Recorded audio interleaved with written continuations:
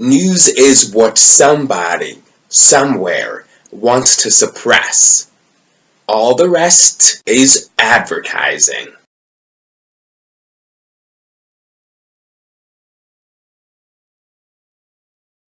Hi, I'm Edwin Palmer, and welcome to the second lesson in my Figures of Speech series. In this lesson, I want us to learn everything we need to know about an adnomination, so that by the end of the lesson, you can name and describe this figure of speech. More importantly, you will be able to produce your own adnomination. So, what is an adnomination?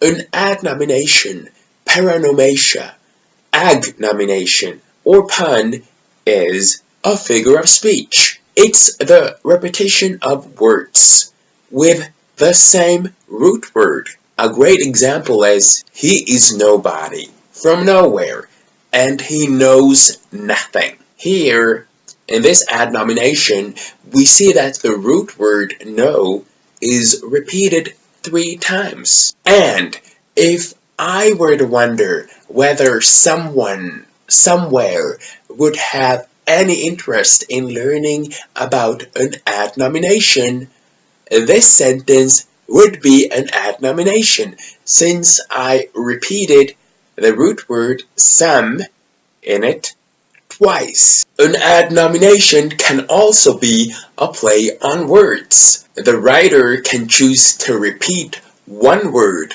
which has more than one meaning. For instance, A says, "I don't feel well."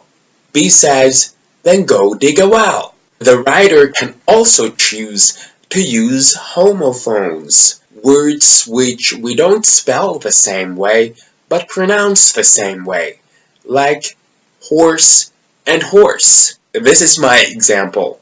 The horse horsed around in a horse-like manner.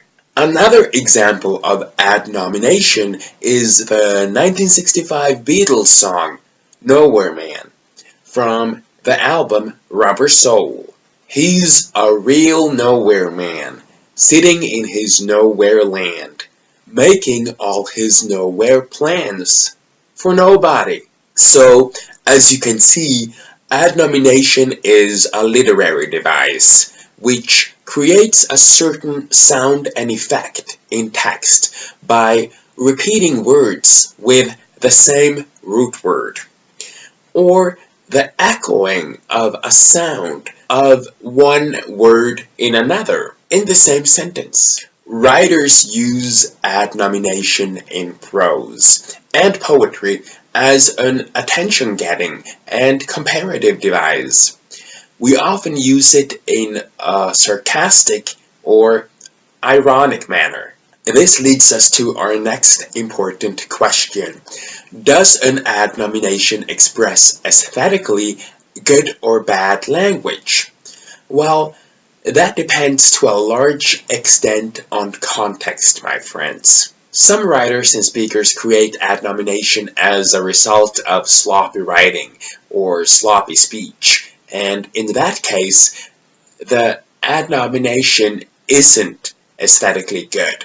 However, when they use adnomination on purpose to enhance the rhetorical effect of what they're writing or saying, then we do consider it aesthetically good language.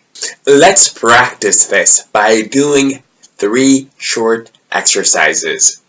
In a few seconds, I want you to pause this video and read the sentence I'm about to give you. The question is, what root word is repeated in this sentence, and how many times?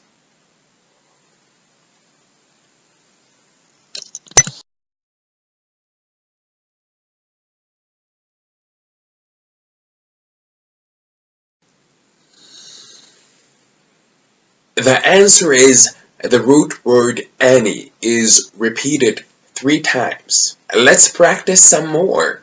What root word is repeated in the following sentence, and how many times?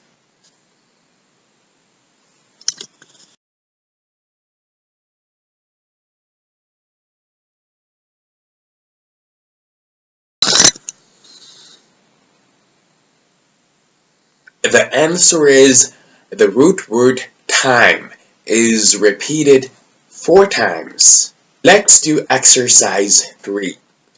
Does William Shakespeare use the repetition of a root word in this adnomination, or does he use homophones in this adnomination from Romeo and Juliet?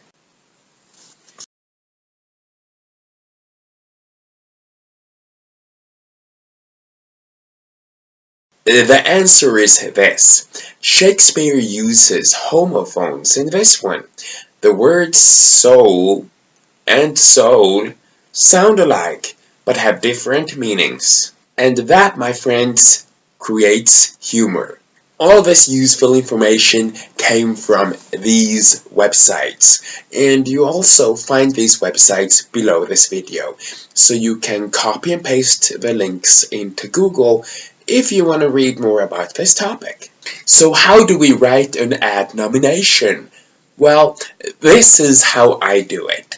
I either take words with the same root words or use homophones like poor, poor, and poor.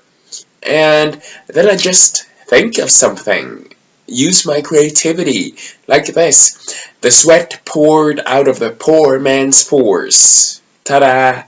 So now, if you're a writer, or an aspiring writer, I want you to challenge yourself by writing your own adnomination below.